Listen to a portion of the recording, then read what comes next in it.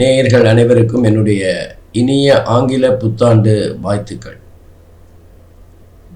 நான் உங்கள் கல்வடங்கம் டாக்டர் சத்யநாராயண சர்மா பேசுகிறேன்.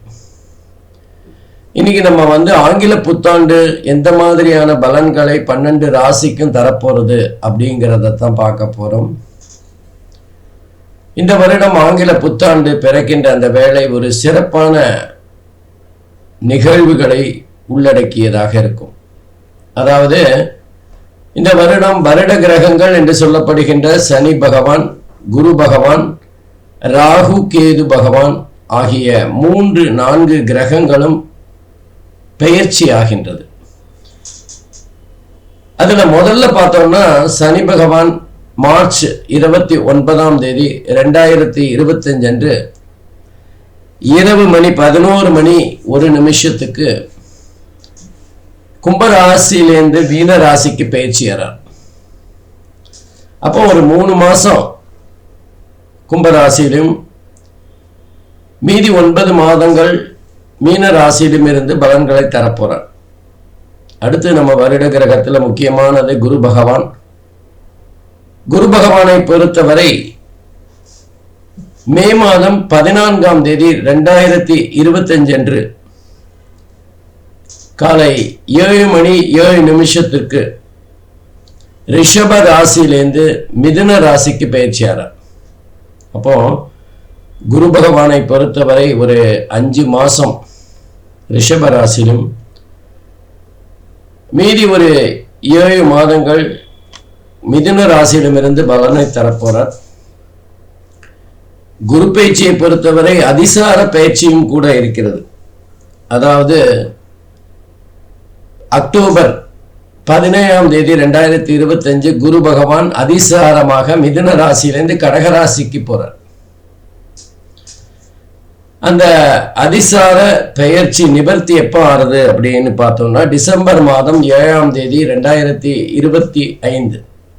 அப்போ இங்க ஒரு 2 மாசம் குரு பகவான் கடகராசியிலிருந்து பலனை தர போறார். அப்போ அந்த குருவை பொறுத்தவரை 5 மாசம் ரிஷபத்துல, மீதி 5 மாசம் மிதுனத்திலையும் 2 மாதங்கள் கடகத்திலையும் இருந்து பலாபலன்களை தரப்போறார். இது அதிசார பலன்களையும் சேர்க்கணும். இதுல ஒரு 2 வருஷம் 2 மாசம் நீங்க பாத்தீங்கன்னா குரு பகவான் வக்கர நிலையில பிப்ரவரி 4ஆம் தேதி வரைக்கும் வக்கர நிலையில இருந்து பலனை தரப்போறார். அப்போ குரு பகவானோட பலன் அப்படிங்கிறது மிக மிக மாறுதலுக்கு உட்பட்டது. அதனால இந்த தடவை எல்லா ராசிக்காரர்களுக்குமே கொஞ்சம் மாறுகின்ற பலன்களாகத்தான் இருக்கும். நல்லது கெட்டது சாதக பாதகம் எல்லாமே கொஞ்சம் வித்தியாசமாக இருக்கின்ற ஒரு சூழ்நிலையை பார்க்கலாம். அதுக்கப்புறம் மே மாதம் 18ஆம் தேதி என்று 2025 அன்று ராகு பகவான் மீன ராசியிலிருந்து கும்பராசிக்கு வரார். அதே நேரத்தில் கேது பகவான் மே மாதம் 18ஆம் தேதி 2025 கன்னி ராசியிலிருந்து சிம்ம ராசிக்கு பயிற்சியாரார். ஆகவே இந்த அமைப்பானது எப்படிப்பட்ட பலன்களை 12 ராசிக்கும் தரப்போறது அப்படின்னு தான் நம்ம பார்க்க போறோம். 2024 போல 2025 அவ்வளவு ரொம்ப ட்ரையா இருக்காது. கொஞ்சம் நிம்மதியான சூழ்நிலை இருக்கும். சந்தோஷங்கள் அதிகரிக்கின்ற ஒரு சூழ்நிலை இருக்கும். 2024 விட 25 ரொம்ப நல்லா தான் இருக்கும். அதே மாதிரி இயற்கை சீற்றம் கூட வெகுவாக குறைகின்ற ஒரு சூழ்நிலையை பார்க்கலாம். 2024 நம்ம எதிர்பாராத புயல் மழை எல்லாமே இந்தியாவை சுத்தி சுழட்டி அடிச்சிருச்சு. இப்ப 2025 நம்ம ரெகுலரா வருகின்ற அந்தந்த சீசனுக்கு ஏற்ப குறைந்த மழை தான் வரும். பெரிய புயல்கள்லாம் வருவதற்கான வாய்ப்புகள் குறைவு. அதே மாதிரி நிமோனியா போன்ற சில எதிர்பாராத வியாதிகள் காரணமே தெரியாம இந்த 2024 அங்கொங்கும் இருக்கு. கொரோனாவோட தொடர்ச்சியாக நீச்சமாக அங்க இங்க கொஞ்சம் கொஞ்சம் இந்த பிரச்சனைகள் வருது. அதாவது ஜுரம் வந்து பொதுவாக 2-3 நாள் இருக்கும் அப்படின்னா 10 நாள் வரைக்கும் ஜுரம் இருக்கிற ஒரு சூழ்நிலை. அது டெங்கா இருக்கும் அல்லது மலேரியாவா இருக்கும். அந்த மாதிரி மாறுகின்ற ஒரு சூழ்நிலையை இந்த 2024 பார்த்தோம். அதுக்கு மிக முக்கியமா சனி பகவானோட வக்கர நிலையும் குரு பகவானோட வக்கர நிலையும் காரணமா இருக்கும். அப்போ 2025 இந்த மாதிரி ஆரோக்கிய குறைபாடுகள் வெகுவாக குறையும். எல்லாருக்கும் தலைவலி அதெல்லாம் வரத்தான் செய்யும். பட் இருந்தாலும் 2024 படாத பாடு காரணமே தெரியாம கஷ்டப்பட்ட ஒரு கஷ்டமான நிலைமை இருக்காது. இன்னும் குறிப்பா சொல்லணும்னா இந்தியாவோட ராசி அப்படின்னா மகர ராசி. அந்த மகர ராசிக்கு சனி பகவான் 3வது இடத்துல அற்புதமா இருக்கார். 2வது இடத்துல ராகு பகவான். அதே மாதிரி மகர ராசிக்கு 6வது இடத்துல குரு பகவானும், மகர ராசிக்கு 8வது இடத்துல கேது பகவானும் அமர்ந்து பலன்களை தர இருக்கிறார். இதெல்லாம் வந்து ஒரு நல்ல கடந்த வருடம் 2024 விட சிறப்பான பலன்களாகத்தான் கண்டிப்பா இருக்க போறது. அப்போ இந்தியாவில் மழை, சீதோஷ்ணம், புயல், இயற்கை சீற்றங்கள் இதெல்லாம் வெகுவாக குறையும். அரசியல்ல இருக்கிற குழப்பங்கள் வெகுவாக குறைந்து ஒரு நிம்மதியா ஒரு ஸ்மூத்தா போற ஒரு சூழ்நிலை இருக்கும். 2025 இந்தியாவுக்கும் சரி மற்ற தனிப்பட்ட நபர்களுக்குமே ஓரளவுக்கு நன்மைகளை அதிகமாக தர்ற மாதிரி தான் இருக்கும். இந்தியாவோட மதிப்பு வெளிநாடுகளில் கொஞ்சம் அதிகரிக்கின்ற ஒரு சூழ்நிலையை பார்க்கலாம். இந்தியாங்கிறது ஒரு ஆச்சரியமாக பார்க்கின்ற ஒரு சூழ்நிலை ஏற்படும். இந்தியாவோட பல சாதனைகள் வெளியே பேசப்படுகின்ற ஒரு கட்டத்தை பார்க்கலாம். வெளிநாட்டில் இருக்கிற பல இந்தியர்கள் தங்களுடைய திறமைகளை வெளிக்கொண்டு வருகின்ற ஒரு காலகட்டமாக இருக்கும். பொதுவாக 2025 இந்தியாவுக்கு மிக அற்புதமான காலகட்டமாக இருக்கும். இந்த மாதிரியான ஒரு சூழ்நிலையில் இந்த 2025 12 ராசிக்கும் எப்படி பட்ட பலன்களை தரப்போறது அப்படிங்கிறத தனித்தனியா அந்தந்த ராசிக்கு பார்க்கலாம். வாங்க போலாம். அன்பிற்கினிய விருச்சிக ராசி அன்பர்களே, உங்களுக்கு இந்த 2025 ஆங்கில புத்தாண்டு எந்த மாதிரியான பலன்களை தரும் அப்படின்னு பார்க்கலாம். விருச்சிக ராசியை பொறுத்தவரை ராகு பகவான் 4வது வீட்டிலும், சனி பகவான் 5வது வீட்டிலும் இருந்து பலன்களை தர இருக்கின்றார்கள். குரு பகவானை பொறுத்தவரை 5 மாதங்கள் 7வது வீட்டிலும், 5 மாதங்கள் அஷ்டமஸ்தானம் என்று சொல்லப்படுகின்ற 8வது வீட்டிலும், 2 மாதங்கள் அதிசாரமாக 9வது வீட்டிலும் இருந்து பலாபலன்களை தர இருக்கின்றார். கேது பகவானை பொறுத்தவரை 5 மாதங்கள் விருச்சிக ராசிக்கு 11வது இடத்திலும், மீதி ஒரு 7 மாதங்கள்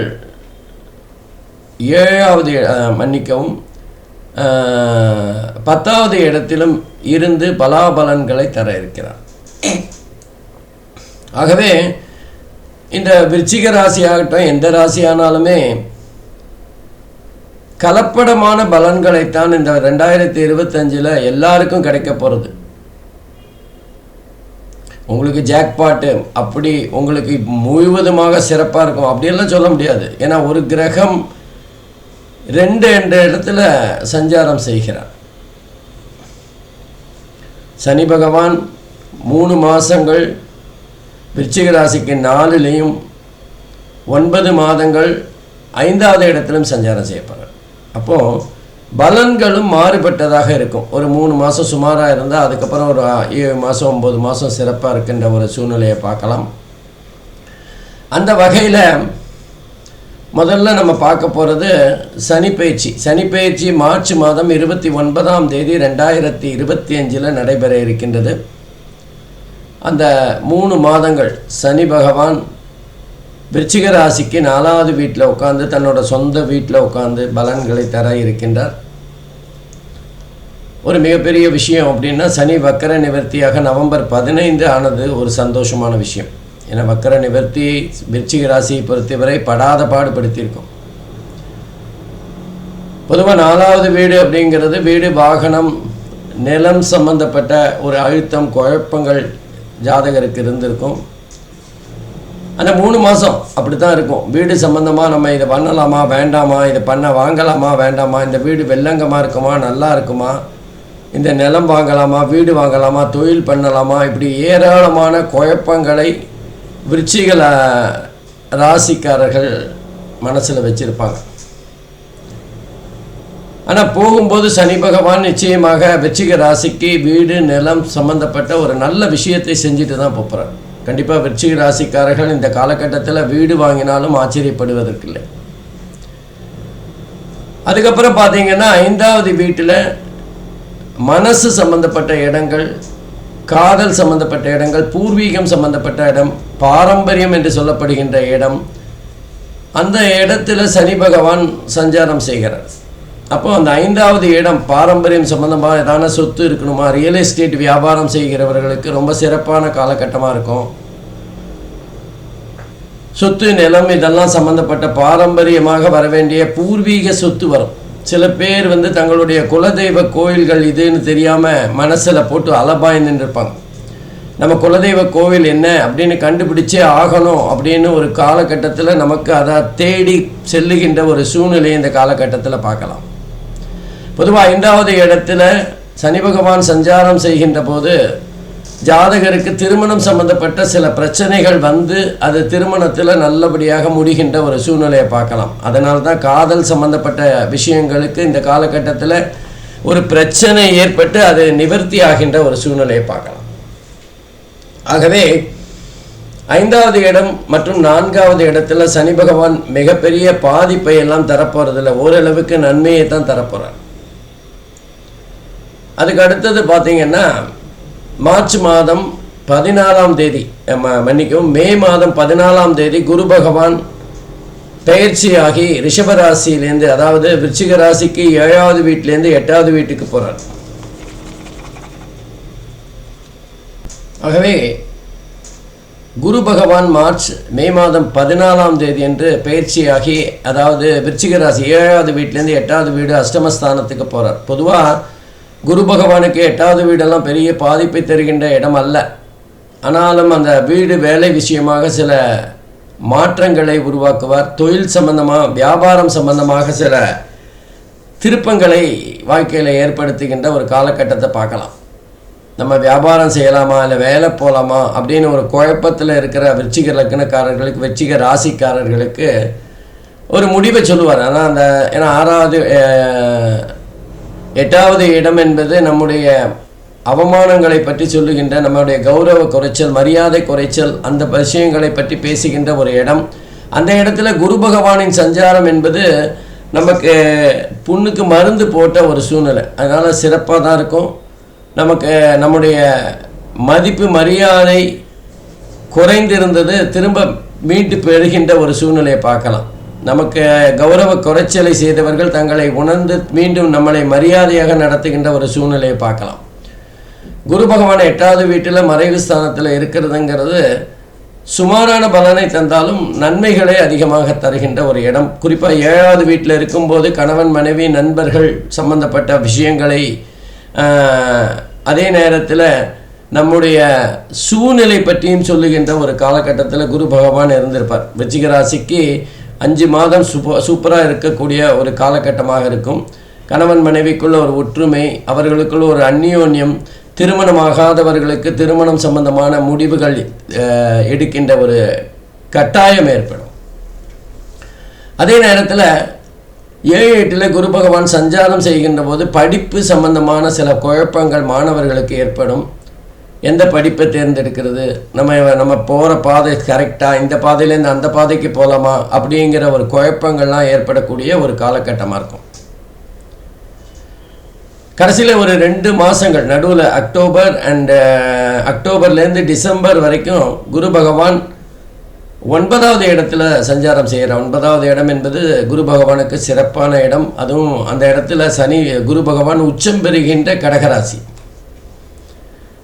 அப்போ தந்தையாரிடமிருந்து கிடைக்கின்ற ஒரு பெரிய ஆறுதல் அல்லது அவருடைய பொருளாதார உதவி அல்லது அவருடைய ஆளுமை இதெல்லாம் ஜாதகருக்கு மிகப்பெரிய அளவில் ஒரு உந்து சக்தியாக இருக்கும். நம்ம பின்னாடி நம்ம அப்பா இருக்கா அப்படிங்கிற அந்த ஒரு தைரியம் நமக்கு நம்முடைய முயற்சிகளை தைரியமாக எடுத்து செல்லுகின்ற ஒரு சூழ்நிலையை அந்த காலகட்டத்தில் பார்க்கலாம். ஆகவே குரு பகவானை பொறுத்தவரை விருச்சிக ராசிக்கு இந்த வருடம் 2025 அற்புதமான பலன்களை அள்ளித்தரப்போகிறார் அப்படின்னு தான் சொல்லணும். அடுத்தது ராகு பகவான். ராகுவை பொறுத்தவரை 18ஆம் தேதி மே மாதம் மீன ராசியிலேருந்து கும்பராசிக்கு பேச்சியாரார். அதாவது விருச்சிக ராசியிலேருந்து 4வது இடத்துலேருந்து 5வது இடத்துக்கு போகிறார். மன்னிக்கவும், 5வது இடத்துலேருந்து 4வது இடத்துக்கு வரார். இதுவரைக்கும் 5வது இடத்துல ராகு பகவான் சஞ்சாரம் செய்கிற போது விருச்சிக ராசியை பொறுத்தவரை குழந்தைகள் விஷயத்தில் திடீரென்று ஏதாவது ஒரு நோயோ அல்லது அவர்களை பற்றிய கவலைகளை உருவாக்கி கொண்டே இருந்திருப்பார். இந்த ஒரு 1.5 வருஷமும் விருச்சிக ராசிக்காரர்களை பொறுத்தவரை அவர்களுடைய குழந்தைகள் சம்பந்தமான கவலைகள் அதிகமாக இருந்திருக்கும். அந்த கவலை போன அந்த ராகு பகவான் கும்பராசிக்கு வரும்போது அந்த கவலை எல்லாம் தீர்ந்துடும். ஓரளவுக்கு அவர்களுக்கு குழந்தைகள் மேல் இருக்கின்ற கவலை போய் வேற அதிர்ஷ்டம் அல்லது அவர்களுடைய நிலம் வீடு வாகனம் சம்பந்தப்பட்ட ஒரு சின்ன கவலைகள் ஏற்படலாம். அந்த வீடு வாகனம் நிலம் சம்பந்தப்பட்ட ஏதாவது ஒரு அதிர்ஷ்டம் அடைக்கக்கூடிய காலகட்டமாகவும் இருக்கலாம். ஏன்னா ராகு பகவான் சஞ்சாரம் செய்கின்ற இடத்துல அதுக்குரிய காரகத்துவத்தை எதிர்பாராத அளவில் அதிர்ஷ்டமாகவோ அல்லது அதுவே பிரச்சனையாகவோ கொடுக்கக்கூடியவராக இருப்பார். இந்த வாகனம் ஓட்டும்போது கொஞ்சம் கவனமாக ஓட்டணும். 4வது இடத்துல ராகு இருக்கும்போது விபத்தையும் ஏற்படுத்தக்கூடியவர் ராகு பகவான். அப்போ இந்த ராகு பகவானுடைய 4வது சஞ்சாரம் விருச்சிக ராசி அன்பர்களுக்கு ஒரு கலப்படமான பலனைத்தான் தரப்படுது. மீதி ஒன்று இருக்குது, அது கேது பகவான். கேதுவை பொறுத்தவரை விருச்சிக ராசிக்கு 11வது வீட்டில் ஒரு 5 மாதம் மே மாதம் 18ஆம் தேதியிலேருந்து அது வரைக்கும் பலன்களை தருகிறார். பொதுவாக 11வது இடம் என்பது சனி ராகு கேது 3 கிரகங்களுக்குமே அருமையான ஒரு இடம். ஆகவே இந்த விருச்சிக ராசியை பொறுத்தவரை மே மாதம் வரைக்கும் நல்ல கேதுவை பொறுத்தவரை நல்ல சிறப்பான பலன்களை தர இருக்கிறார். லாபத்தை தருவார். நமக்கு எதிர்பாராத வேலை செய்கின்ற இடம், தொழில் செய்கின்ற இடம் போன்ற இடத்துலேருந்து வருமானம் அதிகமாக வருகின்ற, பணம் கையில் அதிகமாக புரளுகின்ற ஒரு சூழ்நிலையை காட்டுவார். அதுக்கப்புறம் கேது பகவான் 10வது வீட்டுக்கு போகிறார். 10வது வீட்டில் கேது போகும்போது வேலையில் ஏதாவது ஒரு சின்ன அதிருப்தி ஏற்படலாம். வேலை சம்பந்தமாக ஒரு மாற்றம் ஏற்படக்கூடிய வாய்ப்புகள் இருக்குது. ஒரு வேலையிலேருந்து ஒரு வேலைக்கு போகக்கூடிய அல்லது ஒரு தொழிலேருந்து வேறு தொழிலுக்கு போகக்கூடிய அல்லது வேலையில் இருக்கிற அந்த கான்சன்ட்ரேஷன் குறையக்கூடிய ஒரு காலகட்டமாக இருக்கும். ஒரு டிஸாட்டிஸ்ஃபேக்ஷன் இருக்கும் வேலையில். கேது பகவான் மன மாற்றத்தை ஏற்படுத்துவார். கேது எந்த வீட்டில் இருக்காரோ அந்த வீட்டுக்குரிய காரகத்துவத்தை கொஞ்சம் பாதிப்பார். ஸ்பீட் பிரேக்கர் மாதிரி கொஞ்சம் ஒரு விதமான தடை இடைஞ்சலை ஏற்படுத்துவார். ஆகவே 10வது வீடுங்கிறது ஜீவனஸ்தானம். வேலை சம்பந்தமான ஒரு அழுத்தத்தை ஜாதகருக்கு ஏற்படுத்துவார். அப்போ அடுத்தது குருவோட பார்வை அப்படின்னு பார்த்தோம்னா 12, 2, 4 ஆகிய இடங்களில் குருவோட பார்வை வருது. பொதுவாக குருவோட பார்வை கோடி நன்மைகளை தரக்கூடியது, அனைத்து தோஷங்களையும் நிவர்த்தி செய்யக்கூடியது. 12வது வீடு அப்படிங்கிறது விரயஸ்தானம். ஆகவே சுப செலவுகளை அதிகரிப்பார் குரு பகவான். அதே நேரத்தில் தூக்கம் சம்பந்தமான இடம், அது தூக்கத்தை அதிகமாக தூக்கமே வரல அப்படின்னு இருக்கிற விருச்சிக ராசிக்காரர்களுக்கு அந்த தூக்கம் பற்றிய குறைகளை நிவர்த்தி செய்வார். அதே நேரத்தில் 12வது வீடு அப்படிங்கிறது அயன சயன சுகஸ்தானம். ஜாதகருடைய தாம்பத்தியம், கணவன் மனைவி உறவு சிறப்பாக இருக்கின்ற ஒரு சூழ்நிலையும் பார்க்கலாம். அதே மாதிரி 2வது வீட்டையும் குரு பகவான் பார்க்கறது தனஸ்தானம், வாக்குஸ்தானம், குடும்பஸ்தானம். குடும்பத்தில் ஒரு பெரிய நிம்மதி இருக்கும், சந்தோஷம் இருக்கும், மகிழ்ச்சி இருக்கும். அதே நேரத்தில் கையில் பண வரவு அதிகரிக்கின்ற ஒரு சூழ்நிலையும் பார்க்கலாம், தனம் அதிகரிக்கின்ற ஒரு சூழ்நிலை.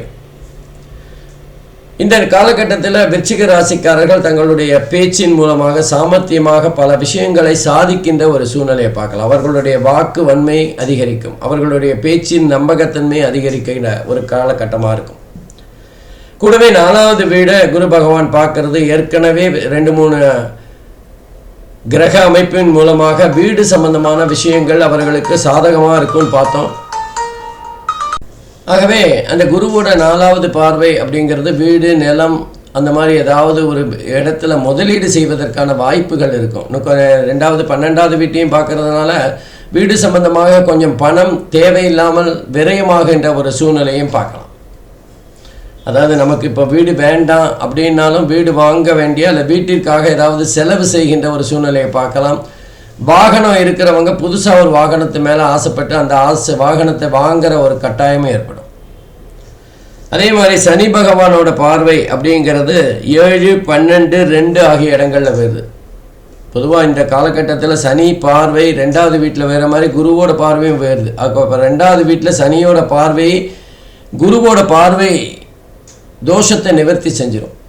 அப்போது 7, 11 குடும்பஸ்தானத்தில் அதாவது கலத்திரஸ்தானத்தில் சனியோட பார்வை வேறுதுங்கிறது திருமணத்தில் ஏதாவது சின்ன சின்ன தடங்கல்கள் அல்லது திருமணம் தள்ளி போகிற மாதிரியான ஒரு சூழ்நிலை அல்லது திருமணம் சம்மந்தப்பட்ட ஒரு பேச்சுவார்த்தைகளில் ஒரு குழப்பம் இதெல்லாம் ஏற்படக்கூடிய வாய்ப்புகள் இருக்குது. அதே மாதிரி நம்ம பார்ட்னர்ஷிப்பில் ஏதான ஒரு தொழில் பண்ணிகிட்ருக்கோன்னா கூட்டாளிகளோட சில சந்தர்ப்பங்களில் மாறுபட்ட கருத்துக்கள் ஏற்படக்கூடிய வாய்ப்புகளும் இருக்குது. அதை தொடர்ந்து 11வது வீடை சனி பகவானோட பார்வை வீடுது. 11வது வீடுங்கிறது லாபஸ்தானம். நம்ம தொழிலில் சிறப்பாக இருக்க போகிறோம். கேதுவோட பார்வை இருக்குது. ஆகவே மிக சிறப்பாக தொழில்கள் வியாபாரம் நடக்கும்னு பார்த்தோம். நம்ம அதிகப்படியான லாபங்களை பெறுகின்ற காலகட்டமாக இருக்குன்னு பார்த்தோம். ஆனால் இந்த நேரத்தில் சனி பகவானோட பார்வை வருதுனால் நமக்கு வர வேண்டிய பணங்கள் கொஞ்சம் தள்ளி போகலாம். நம்ம ஒரு மாதத்தில் தரேன்னு சொன்னவன் 4 மாதம் 5 மாதம் இழுத்தடிக்கக்கூடிய ஒரு காலகட்டமாக இருக்கும். அவர்களுடைய போதாத வேலை அல்லது அவர்களுடைய பண கஷ்டத்தை நம்ம மேலே இறக்கி வைக்கிற ஒரு சூழ்நிலையை பார்க்கலாம். லாபஸ்தானத்தை சனி பார்க்கறதுனால நமக்கு ஏற்படக்கூடிய லாபம் குறையக்கூடிய, அதாவது நம்ம தொழிலில் தேவையில்லாத புதிய செலவீனங்களை செய்யக்கூடிய ஒரு வகையை பார்க்கலாம். திடீர்னு ஏசி போடலான்னு தோணும் ஆஃபீஸில், அல்லது தொழில் செய்கின்ற இடத்துல புதிய மிஷினரி வாங்குகிற மாதிரியான ஒரு சூழ்நிலை ஏற்படும். இந்த மாதிரி சனி பகவானோட பார்வை என்பது அந்த ஜாதகருக்கு சில குழப்பங்களை வேலை சம்பந்தமாக அவங்களோட தொழில் சம்பந்தமாக ஏற்படுத்தக்கூடிய காலகட்டமாக இருக்கும். மொத்தத்தில் விருச்சிக ராசியை பொறுத்தவரை ஒரு 75% சிறப்பான பலன்களை இந்த புத்தாண்டு காலகட்டத்தில் அவங்க பெறுவார்கள். மிக அற்புதமாக அவர்களுடைய குரு பகவானோட அமைப்பு இருக்கிறதுனால கையில் பணம் போராடுறதுனால மற்ற சின்ன சின்ன பிரச்சனைகள் பெருசாக தெரியாது. ஆகவே சிறப்பான புத்தாண்டு விருச்சிக ராசிக்கு அமையும். நன்றி, வணக்கம். ஸ்ரீ குபேரன் டிவியை பார்த்தமைக்கு நன்றிகள். மேலும் இது போன்ற தகவல்களை தெரிந்து கொள்ள ஸ்ரீ குபேரன் டிவியை சப்ஸ்கிரைப் செய்யுங்கள். மறக்காமல் பெல் ஐக்கானை கிளிக் செய்யுங்கள்.